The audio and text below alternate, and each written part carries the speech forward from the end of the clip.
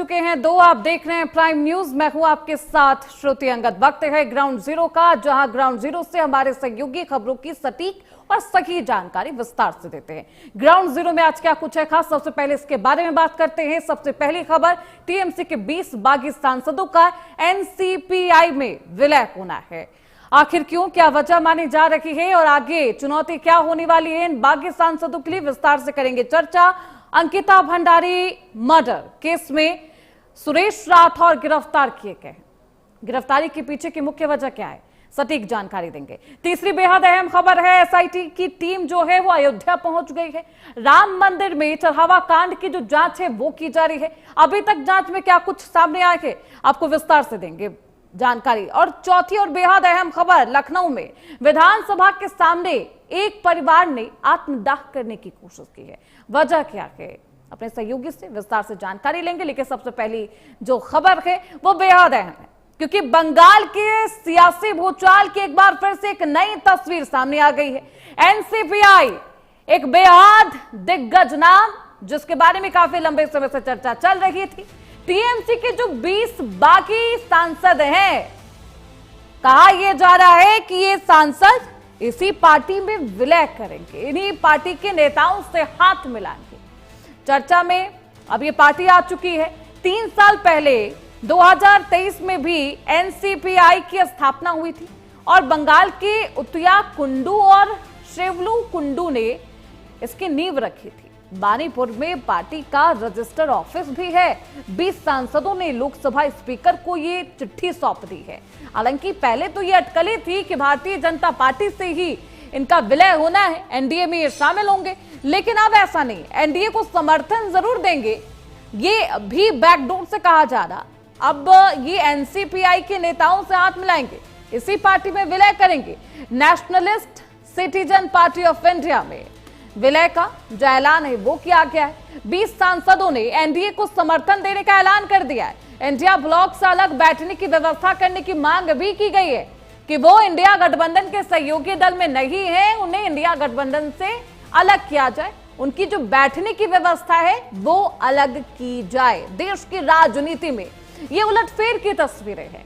हालांकि नतीजों के सामने आने के बाद इससे ही उलटफेर देखने को मिल रहे थे। हालांकि पहले ये कहा जा रहा था कि बागी विधायक, जिसमें यूसुफ पठान भी हैं, एक बेहद भरोसेमंद चेहरे रहे टीएमसी के लिए, ममता बनर्जी के लिए, वो भी अब बागी हो चुके। हमारे साथ हमारी सहयोगी स्तुति पाठक इस खबर पर ज्यादा जानकारी के साथ जुड़ चुकी है। स्तुति, एनसीपीआई में ये विलय करने वाले, इसकी कोई मुख्य वजह मानी जा रही है? पहले तो ये था कि एनडीए को समर्थन देंगे तो ये एनडीए के साथ ही होंगे। क्या एनडीए को समर्थन दे भी रहे हैं ये 20 बागी विधायक, या वो भी नहीं है? स्तुति,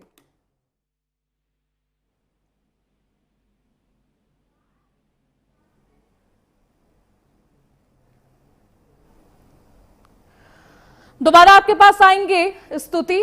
देखिए, और ये तस्वीरें भी बेहद दिलचस्प इसलिए है क्योंकि सयोनी घोष जो कि खूब ममता बनर्जी के लिए हुंकार भी भरी थी, टीएमसी की बातें भी कर रही थी और राघव चड्ढा पर भी उस वक्त तंज कस रही थी। लेकिन अब क्योंकि उन्होंने पाला बदल लिया है, एनसीपीआई एक पार्टी जिसे वो भी ज्वाइन करेगी, उनके साथ इनका विलय होगा।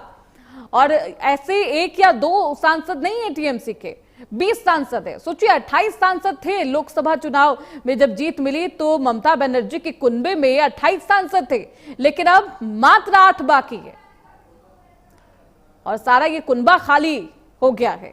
ममता बनर्जी के सामने कई चुनौतियां हैं। हालांकि अब सबसे शुरुआती दौर में जब बगावत की ऐसी खबरें आई तो कहा जाने लगा कि ममता बनर्जी से कोई खफा नहीं है, खफा तो और परेशान तो अभिषेक बैनर्जी से है, उनके एकाधिकार से है, जिस तरीके से वो रवैया अपनाते हैं उस वजह से परेशान है। लेकिन देखिए, अब 3 साल पहले इसे बनाया गया, इसकी स्थापना की गई है और इसी में जाएंगे ममता बनर्जी के बाकी विधायक। चुनाव आयोग में पंजीकृत है लेकिन गैर मान्यता प्राप्त पार्टी है।